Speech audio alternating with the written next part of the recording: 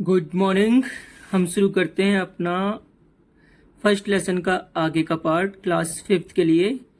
आप जो देख रहे हैं अभी वो है साउथ अमेरिका का मैप में देख रहे हैं आप साउथ अमेरिका के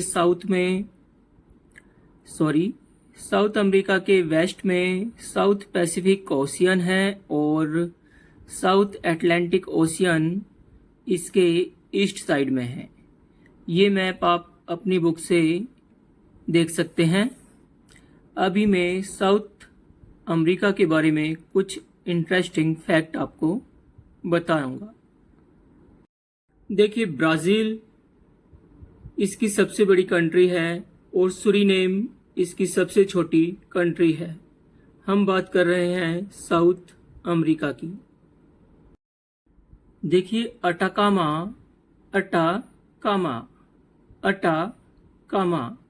आपको नाम समझ आ गया। अटाकामा एक डेजर्ट है जो कि सबसे ज़्यादा सूखा डेजर्ट है वर्ल्ड का। ये साउथ अमेरिका कॉन्टिनेंट में ही पाया जाता है और वर्ल्ड की सबसे लंबी नदी, वर्ल्ड की सेकंड लार्जेस्ट रिवर जो कि नाइल के बाद है, वो भी यहीं पे पाई जाती है। जो आपने रिवर देखी थी अभी, उसका नाम अमेजोन रिवर था। संसार की दूसरी सबसे बड़ी नदी है वो। देखिए बुक के हिसाब से अब South America is the fourth largest continent in the world. Fourth largest continent है। North America and South America are joined by एक प्लेस है जिसको हम बोलते हैं isthmus of Panama. Isthmus of Panama, आपको ये नाम ध्यान रखना है। मेरे साथ बोलिए, isthmus of Panama. Isthmus of Panama ये एक ऐसा स्थान है जहाँ पे साउथ अमेरिका और नॉर्थ अमेरिका एक दूसरे से अलग होते हैं, यानी कि उनको ज्वाइन करने वाला ये उनके बीच में स्थान है। मैप में आप देख सकते हैं यहाँ का पर्वत एंडीज माउंटेन जो है वो नॉर्थ और साउथ में है, यानी कि आपको ध्यान रखना है यहाँ का मेन पर्वत माउंटेन रेंज जो है उसका नाम है एंडीज। क्या नाम है? एंडीज। एंडीज माउंटेन रेंजेस जो हैं यहाँ के मेन पर्वत हैं, माउंटेन है। फेमस अमेजोन रेन फॉरेस्ट भी, यानी कि अमेजोन जो वन है वो यहीं पाए जाते हैं और इस वन में बहुत तरह की वाइल्ड लाइफ जानवर पाए जाते हैं। देखिए, एनाकोंडा का फोटो है। एनाकोंडा भी यहीं पाया जाता है, जो कि आप काफ़ी टीवी में देखते हैं। खतरनाक सांप है ये। अभी हम आ गए हैं अपने 5th लार्जेस्ट कॉन्टिनेंट पर। 5th लार्जेस्ट कॉन्टिनेंट है एंटार्कटिका। एंटार्कटिका, आप नाम देखिए, एंटार्कटिका। यहाँ पे आपके लिए एक डिड यू नो भी है। ये देखिए, इसमें कुछ इंटरेस्टिंग फैक्ट लिखे हैं, उसको भी अभी मैं समझा रहा हूँ। पहले पढ़ते हैं। पहले एंटार्कटिका जो है 5th लार्जेस्ट कॉन्टिनेंट है। ये एक ऐसा कॉन्टिनेंट है जहाँ पे केवल बर्फ़ ही बर्फ़ जमी हुई है। यहाँ पे कोई इंसान नहीं रहता, केवल साइंटिस्ट यहाँ पे रिसर्च करने के लिए कुछ समय के लिए रहते हैं। यहाँ पे कोई घर, ह्यूमन सेटलमेंट नहीं पाई जाती, लेकिन यहाँ पे बहुत सारे जानवर जरूर देखने को मिलेंगे। अभी मैं आपको पिक्स दिखाऊंगा और कुछ वीडियो दिखाऊंगा, उसके अकॉर्डिंग आप एंटार्कटिका को समझ सकते हैं। देखिए, ये है एंटार्कटिका। यहाँ पर बर्फ़ के अलावा कुछ नहीं पाया जाता। इंसान का यहाँ पे नाम देखने को नहीं मिलता, लेकिन बहुत तरह के जानवर, जैसे कि आपकी बुक में लिखा है, पेंगुइन्स, सी बर्ड्स, वेल्स, सील्स, ये सब यहाँ पे पाई जाती हैं। अभी मैं आपको इनकी पिक्स दिखाता हूँ। सूरज यहाँ पर केवल समर में ही निकलता है, बाकी यहाँ पे अंधेरा ही रहता है। और जब सूरज निकलता है तो थोड़ी जानवरों की चहल पहल आपको नज़र आती है। ये देखिए पेंगुइन, जो कि यहाँ पे बहुत पाए जाते हैं। पेंगुइन पाए जाते हैं, सी बर्ड्स पाई जाती हैं, वेल्स पाई जाती हैं। ये देखिए किस तरह से यहाँ पे पेंगुइन्स वगैरह पाए जाते हैं। ये सील, पेंगुइन, वेल्स पाई जाती हैं। आगे दिखाएंगे। कहीं पे ह्यूमन नजर नहीं आता, लेकिन ये देखिए सील क्या कर रहे हैं। इनमें बहुत ज़्यादा फैट होता है, इसके कारण ये ठंड को सह पाते हैं। चलिए वीडियो के मज़े लेने के बाद अब थोड़ा टेक्स्ट के अनुसार पढ़ लेते हैं। Antarctica is covered by permafrost. Permafrost क्या वर्ड लिखा है? परमाफ्रोस्ट। परमाफ्रोस्ट का मतलब होता है कि एंटार्क्टिका हमेशा बर्फ से ढकी होती है। That is permanently frozen ground. The interior of the continent is technically the largest desert. ये भी एक डेजर्ट है, इसको हम ठंडा डेजर्ट बोलते हैं। डेजर्ट का मतलब केवल ये नहीं होता कि कहीं पे केवल रेत ही रेत होती है, जैसा कि आप मन में सोचते हैं कि डेजर्ट का मतलब जहाँ पे रेगिस्तान यानी कि जहाँ पे रेत पाई जाती है। डेजर्ट कोल्ड डेजर्ट भी होते हैं, वहाँ पर रेत की जगह केवल बर्फ ही पाई जाती है। यहाँ पे ईस्ट और वेस्ट एंटार्क्टिका, ईस्ट मतलब इधर, वेस्ट मतलब इधर, तो ईस्ट और वेस्ट अंटार्कटिका के बीच में कुछ माउंटेन्स हैं जिनको ट्रांसटार्कटिक माउंटेन्स कहते हैं। इस वर्ड को ठीक से देखिए, ट्रांस एंटार्क्टिक क्या बोलेंगे? ट्रांस एंटार्क्टिक माउंटेन्स हैं जो कि वेस्ट और ईस्ट एंटार्क्टिका को अलग करते हैं। यहाँ पे साइंटिस्ट ही रहते हैं केवल। Several countries operate science stations there but they can not get success to stay there for a long time. ये भी हमारा कॉन्टिनेंट जो कि 5th लार्जेस्ट कॉन्टिनेंट था, खत्म हो गया है। अब हम आगे यूरोप के बारे में पढ़ते हैं। देखिए Europe is the 6th largest continent in size.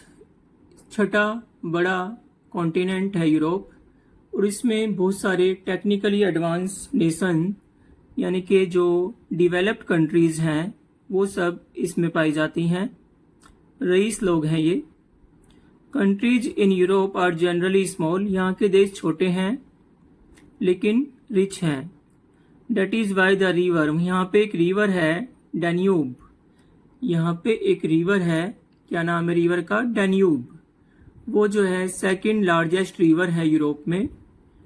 Europe की 2nd लार्जेस्ट रिवर डैन्यूब है, और ये डैन्यूब रिवर जो है 12 कंट्रीज में घूमती है। इसकी लंबाई जो है 3000 किलोमीटर है। इसकी लंबाई 3000 किलोमीटर है, 12 कंट्रीज में ये घूमती है। ये कॉन्टिनेंट जो है, the continent is bordered in the south by Mediterranean Sea. इसके साउथ में, इस कॉन्टिनेंट के, यूरोप कॉन्टिनेंट के साउथ में, मैप में देखना आप अपनी बुक में, मेडिटेरेनियन सी है। मेडिटेरेनियन सी की स्पेशलिटी है, मेडिटेरेनियन सी की खासियत है कि यहाँ पे अफ्रीका, एशिया और यूरोप तीनों मिलते हैं। इसके बारे में नूनू आपसे सवाल पूछेगी। अभी जब आपको क्वेश्चन राउंड मिलेगा तो उसमें मेडिटेरेनियन सी मेरे ख्याल से ज़रूर पूछा जाएगा। इसमें अफ्रीका, एशिया, यूरोप तीनों कंट्री यहाँ पर मिलती हैं।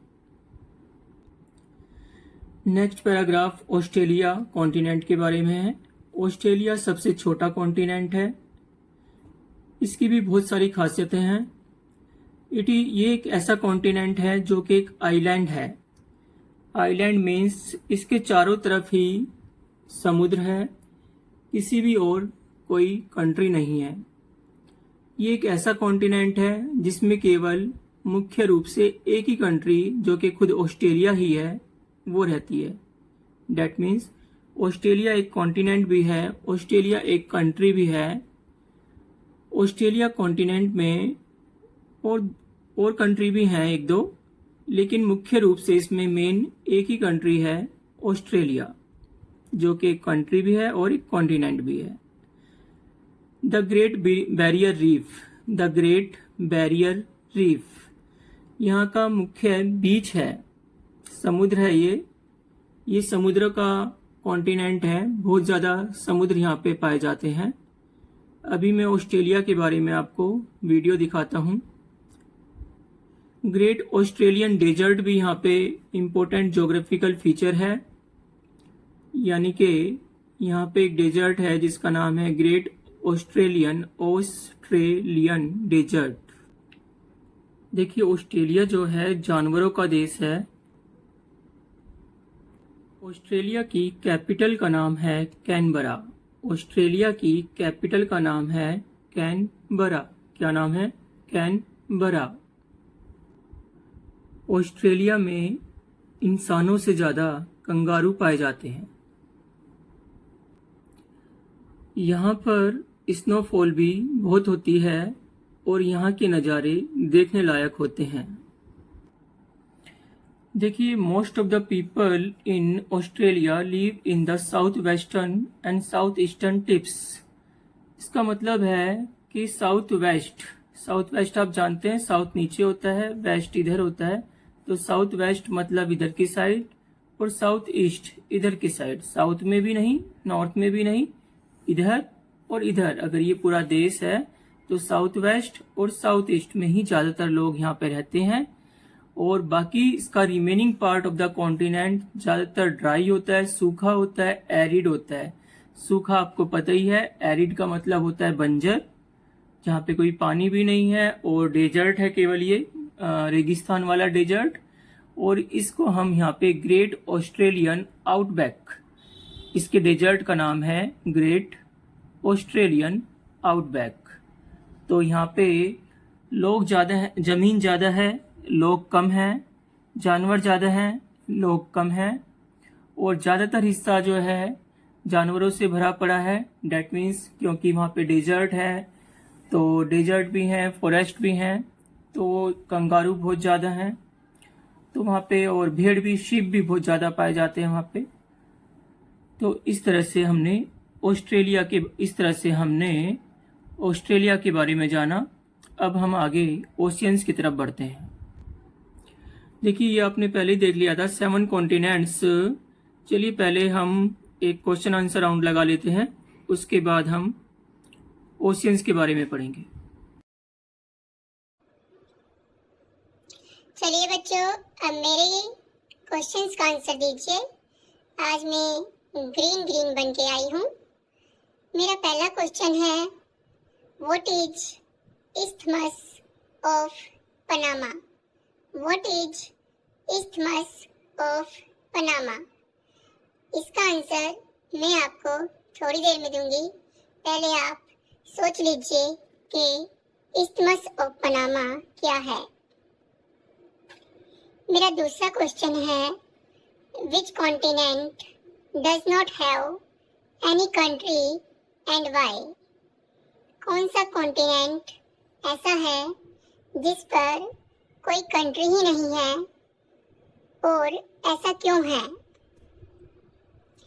चलिए मैं अपने आंसर आपको बोर्ड पर दिखाती हूँ। आप दोनों आंसर्स को अपनी कॉपी पर उतारना और उनको मेरे साथ लर्न भी कर लेना। चलिए पहले मैं लर्न करा देती हूँ, फिर आप बोर्ड पर देख लेना। पहले का आंसर है, इस्थमस जो होता है, अभी मैं आपको फोटो दिखा दूंगी। दो कॉन्टिनेंट को या फिर किन्हीं भी दो लैंड को जोड़ने वाली नैरो यानी कि छोटी पतली स्ट्रिप का मतलब होता है पट्टी। नैरो पट्टी जो होती है यानी कि जमीन का छोटा सा पतला सा टुकड़ा जो दो जमीन के बड़े टुकड़ों को जोड़ता है उसको इस्थमस कहते हैं। और इस्थमस ऑफ पनामा जगह का नाम है, कंट्री का नाम है। वहाँ पे इस्थमस है जो कि नॉर्थ अमेरिका और साउथ अमेरिका को जोड़ता है, इसलिए उसे इस्थमस ऑफ पनामा कहते हैं। आंसर मेरे साथ बोलिए, it is a narrow strip of land which connects North America and South America। मेरे दूसरे क्वेश्चन का आंसर है Antarctica does not have any country because it is permafrost। Antarctica does not have any country because it is permafrost। Permafrost का मतलब आप जानते हैं। Permafrost का मतलब है परमानेंटली कवर्ड विद आइस। चलिए अब आप इसी को यानी कि इस्थमस ऑफ पनामा को और बस इस्थमस ऑफ पनामा को ही ड्राइंग में देख लीजिए और दोनों आंसर्स को बोर्ड पर देख लीजिए।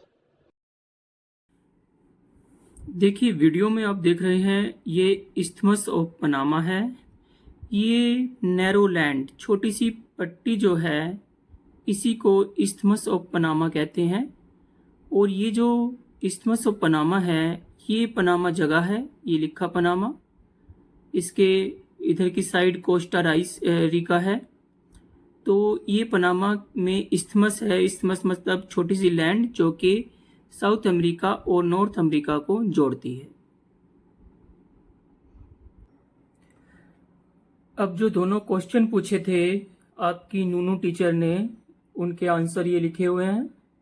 मेरे साथ एक बार फिर से बोल लीजिए, what is isthmus of Panama.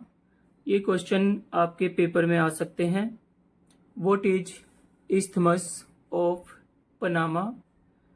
Answer बोलिए, it is a narrow strip of land which connects North America and South America.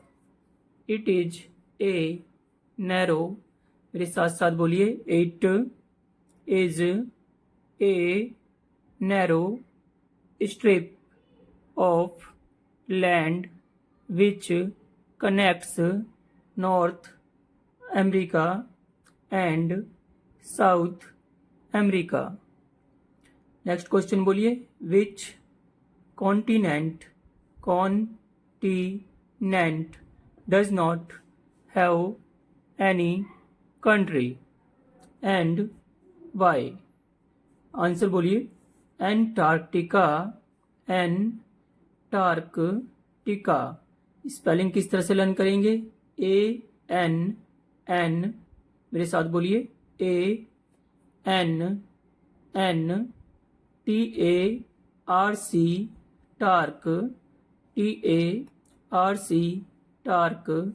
TICA टिका। Does not have any country because it is permafrost यानी कि इस पर ऑल द ईयर राउंड बर्फ ही जमी रहती है। चलिए क्वेश्चन आपके हो गए हैं 2, आगे लेसन कराता हूं। देखिए अब हम ओशियंस के बारे में जानते हैं। आपने पहले देख लिया था कि 5 ओशियंस हैं। ओशियंस के नाम याद कर लेना, पैसिफिक, एटलांटिक, इंडियन, साउदर्न या southern and Arctic. Pacific ocean जो है वो सबसे लार्जेस्ट है, डीपेस्ट भी है वर्ल्ड में। It is almost circular in shape, गोल है ये शेप में। ये किस किस को अलग करता है, अमेरिका को एशिया और ऑस्ट्रेलिया से अलग करता है। अमेरिका को एशिया और ऑस्ट्रेलिया से अलग करता है। वर्ल्ड की सबसे गहरी ट्रेंच मैरीना ट्रेंच, जिसको मैं अभी वीडियो में दिखा रहा हूँ, वो भी इसी में है, पैसिफिक ओशियन में। इसकी गहराई जो है 10,911 मीटर है। किस में लाई कर, इसके बारे में क्वेश्चन जरूर पूछा जाएगा। मैरीना ट्रेंच क्या है, कहाँ है? ठीक है, अगला ओशियन आ जाता है अटलांटिक ओशियन। उससे पहले आप मैरीना ट्रेंच को देख लीजिए। देखिए, मरियाना ट्रेंच जो है एक खाड़ी है। खाड़ी मीन्स समुद्र के नीचे अगर गहरी जगह होती है तो उसको खाड़ी का नाम दिया जाता है। ये इतनी गहरी है, हिमालय पर्वत से भी ज़्यादा। हिमालय पर्वत, माउंट एवरेस्ट जो है, हिमालय पर्वत पे माउंट एवरेस्ट जो है उसकी ऊंचाई 8,848 मीटर है। लेकिन इसकी गहराई, मरियाना ट्रेंच की गहराई लगभग 11,000 मीटर है। एग्जैक्ट गहराई 10,911 मीटर है। एग्जैक्ट गहराई तो इसकी अभी पता नहीं लगी है, ये भी अबाउट गहराई है, लगभग इतनी गहरी है। यहाँ पे बहुत सारे राज हैं जो कि अभी तक साइंटिस्ट जान नहीं पाए हैं, देख नहीं पाए हैं। इसके लिए अभी भी खोज की जाती है। देखिए, साइंटिस्टों ने वहाँ जाने की कोशिश की है। सबमरीन जो होते हैं, सबमरीन पनडुब्बियाँ, उनकी सहायता से इस तरह से ये बहुत गहरी खाई है। जीव जंतु जैसे आप देख सकते हैं, अभी एक्सप्लोर भी नहीं किए गए, इस तरह के यहाँ पे जीव पाए जाते हैं। अंदाज़ा लगाया गया है कि यहाँ पे इस तरह के जीव हैं जो अभी हम जिनकी रिसर्च नहीं कर पाए हैं। चलिए, आप मरियाना ट्रेंच के बारे में जान गए हैं। चलिए अब पढ़ते हैं अटलांटिक ओशियन के बारे में। अटलांटिक सेकंड लार्जेस्ट ओशियन है। नॉर्थ और साउथ अमेरिका को यूरोप और अफ्रीका से अलग करता है, यानी कि इनके बीच में है ये एस शेप का ओशियन है। इसका यूनिक फीचर है मिड अटलांटिक रिज। एक जगह है जिसको मिड अटलांटिक रिज कहते हैं, which has several high peaks that form islands in the ocean. तो यहाँ पे जो है हाई पीक्स हैं, डेट मीन्स चोटियाँ हैं, और आइलैंड के रूप में है ये अटलांटिक ओशियन की खासियत है। अब ये अपना इंडियन ओशियन आ गया है। इंडियन ओशियन एक ऐसा एकमात्र ओशियन है जिसका नाम किसी कंट्री के नाम पे रखा गया है, यानी कि इंडिया के नाम पे ही इंडियन ओशियन रखा गया है। इंडियन ओशियन एशिया को, अफ्रीका को और ऑस्ट्रेलिया को अलग करता है, यानी कि ये इनके बीच में है। The two important parts of the ocean, यहाँ पे अरेबियन सी और बे ऑफ बंगाल इसी महासागर के सागर हैं। डेट मीन्स एक बड़ा सा वाटर बॉडी जो होती है उसको तो हम महासागर यानी कि ओशियन कहते हैं, और उनके बीच के कुछ पार्ट होते हैं जिनके अलग से नाम रख दिए जाते हैं, उनको सी बोलते हैं। तो इंडियन ओशियन आप इंडिया के मैप में दोनों साइड, साउथ नॉर्थ और वेस्ट की साइड ईस्ट और वेस्ट की साइड देख सकते हैं। तो ईस्ट की साइड आपको बे ऑफ बंगाल लिखा मिलेगा और वेस्ट की साइड अरेबियन सी लिखा मिलेगा। तो ये हो गया इंडियन ओशियन। देखिए, ये अटलांटिक साउदर्न ओशियन, जो साउदर्न ओशियन है उसका पूरा नाम अटलांटिक साउदर्न ओशियन है। ये एंटार्क्टिका के चारों ओर है, एंटार्क्टिका को सराउंड करता है। और ये किससे बना है? ये पैसिफिक, अटलांटिक और इंडियन ओशियन के मर्ज होने से बना है। साउथ की साइड है, साउदर्न हेमिस्फेयर में ये लाई करता है। लास्ट में आपका रह जाता है, अभी हमारा लास्ट का ओशियन रह गया है आर्कटिक ओशियन।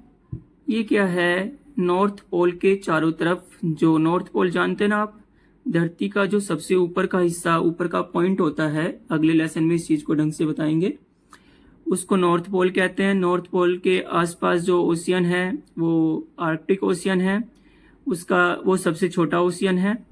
और यहाँ पे जो है केवल बर्फ़ ही जमी होती है सेंटर पे, तो यानी कि नॉर्थ पोल के आसपास बर्फ़ जमी होती है इस पे। उसके थोड़ी दूर जाके पानी भी होगा, लेकिन यहाँ पे केवल बर्फ़ ही होती है जो सेंटर में होती है। आर्कटिक ओशियन जो है वहाँ का वाटर बहुत कोल्ड है, और यहाँ की क्लाइमेट जो है हार्शेस्ट मीन्स होता है बहुत ही ज़्यादा हार्श, यानी कि कठोर, यानी कि जिसको सह नहीं सकते हम, और कोल्डेस्ट है ये। चलिए, इस तरह से लेसन पूरा हो जाता है। अभी मैंने इसके कुछ एक्स्ट्रा क्वेश्चन आंसर्स कराने हैं और बुक के क्वेश्चन आंसर भी कराने हैं।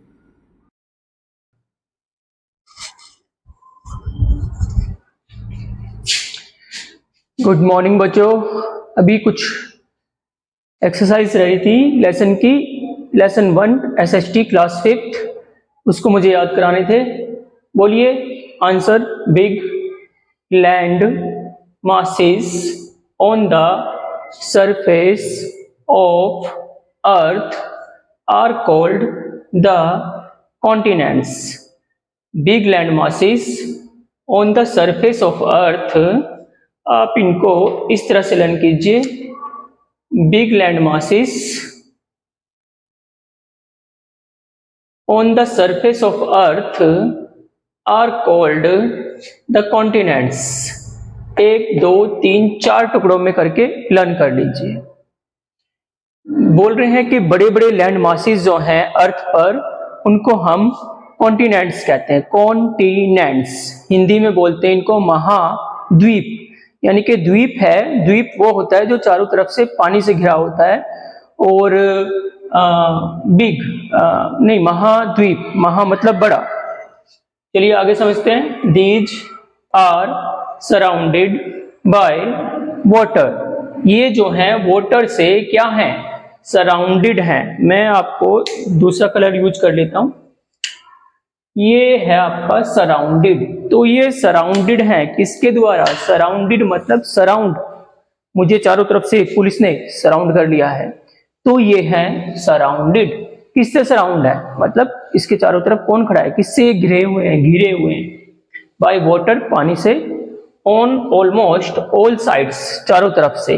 There are 7 continents, namely Asia, Africa, Antarctica, Australia. देखो चारों के चारों जो हैं 7 ही याद करने हैं, कोई ज्यादा नहीं होते हैं।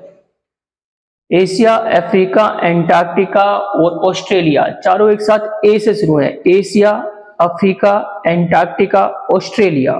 ठीक है, 4 तो ये ध्यान रह जाएंगे, ए से हैं। उसके बाद यूरोप एक अलग ही होता है अंग्रेजों का। Europe, north America and South America. North America याद आ जाएगा तो साउथ अमेरिका भी याद आ जाएगा। तो एंटार्क्टिका देख लीजिए, बोलिए एंटार्क्टिका। किस पे टिका? एंटार्क्टिका। ठीक है, वीडियो को शेयर जरूर करना। किस किस को शेयर करोगे? चाचा, मामा, मामी, नाना, नानी, दादा, दादी, भाई, बहन, सबको।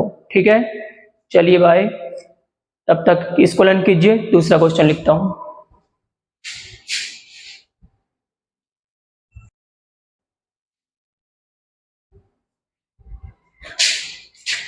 चलिए, हमारा दूसरा और तीसरा क्वेश्चन तैयार हो गया है।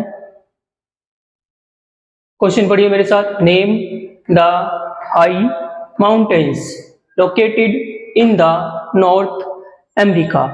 नॉर्थ अमेरिका में जो ऊंचे ऊंचे ऊंचे ऊंचे, हाई मतलब ऊंचे पर्वत हैं, उनका नाम बताना है। ठीक है, ये आपको क्वेश्चन से सारा चुरा के लिखना है। चीटिंग करने में आपको मजा आता है ना, तो सारा देख के लिख लीजिए। The high mountains located in the north America, ये सारा का सारा यहाँ से देख के लिख लेंगे आप।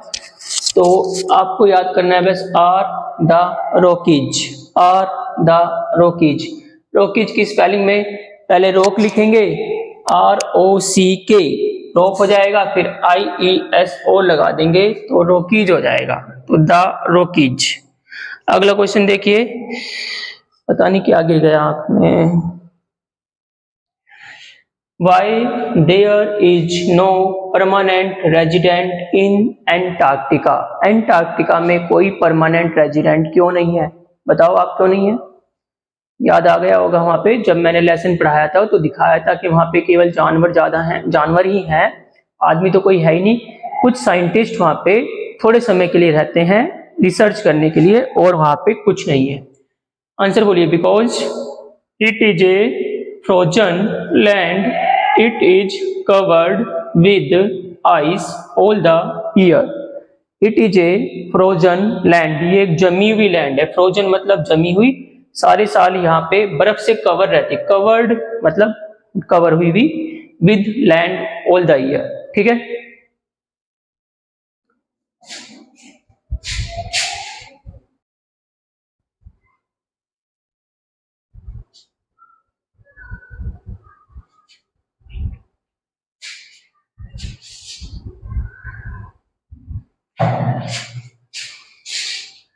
चलिए मेरा क्वेश्चन आ गया अगला। व्हाट आर द कैरेक्टरिस्टिक्स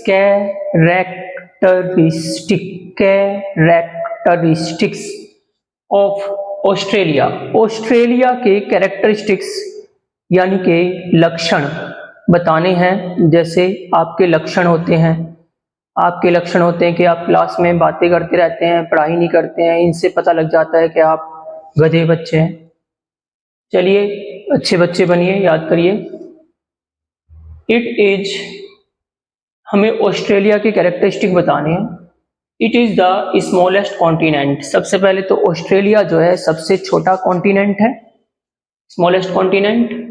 आप पहले यही ध्यान रख लोगे कि it is the smallest continent, तो ये सबसे छोटा कॉन्टिनेंट है। दूसरा, it is an island continent. देखो आइलैंड कॉन्टिनेंट क्या होता है? आइलैंड कॉन्टिनेंट होता है कि कोई कॉन्टिनेंट है, मतलब ये जमीन का टुकड़ा हो गया, इसके चारों ही तरफ, मतलब जो कॉन्टिनेंट होते हैं उसमें हो सकता है कि किसी साइड देश भी टच हो, लेकिन आइलैंड के चारों ही तरफ वाटर होता है, तो ये एक आइलैंड। इट इज ए, कहाँ गया, it is an island continent. ठीक है, आगे है it contains a single country. देखो ऑस्ट्रेलिया क्या है, इस तरह से है, फिर उसमें उसके चारों, मान लो ये ऑस्ट्रेलिया कॉन्टिनेंट है, इसके इधर भी पोर्ट्स हैं, इधर भी पोर्ट्स, मतलब छोटे छोटे जमीन के टुकड़े हैं, तो इसमें एक कंट्री तो नहीं है, लेकिन मेनली हम ये कह सकते हैं कि इसमें एक मेन यही कंट्री है, क्योंकि दूसरी कंट्रियां भी हैं जो अलग अलग पोर्ट्स पे हैं। ठीक है, तो छोटी क्लास के हिसाब से यही कहा जाता है कि इसमें मेनली एक कंट्री है। वो आप जब आगे बड़ी पढ़ाइयाँ करेंगे, हायर स्टडीज, तब आप सीखेंगे कि इसमें कुछ थोड़ा सा कब्जा किसी दूसरे देश का है, थोड़ा सा कब्जा किसी दूसरे देश का है, लेकिन मेनली एक ही है, ऑस्ट्रेलिया। बोलिए। It contains a single country.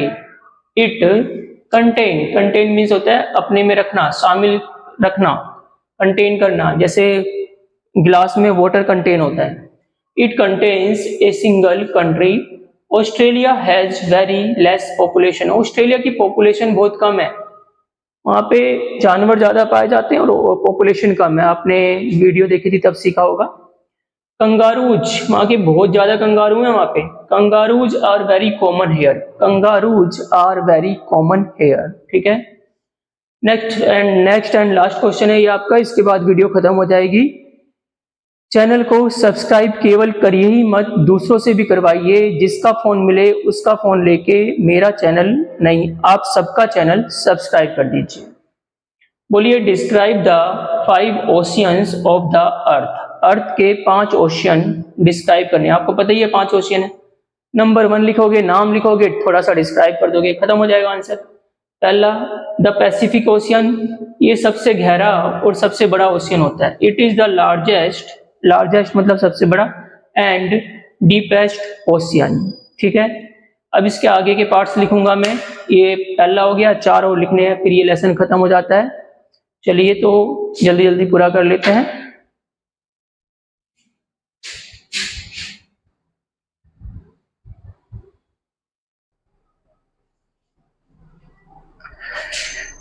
चलिए हमारा लास्ट क्वेश्चन था ये, देखिए क्या होता है। इसमें पहले का एक लाइन हो रह गई थी जो हम पहले ओशियन को डिस्क्राइब कर रहे थे। बोलिए। It is almost circular in shape.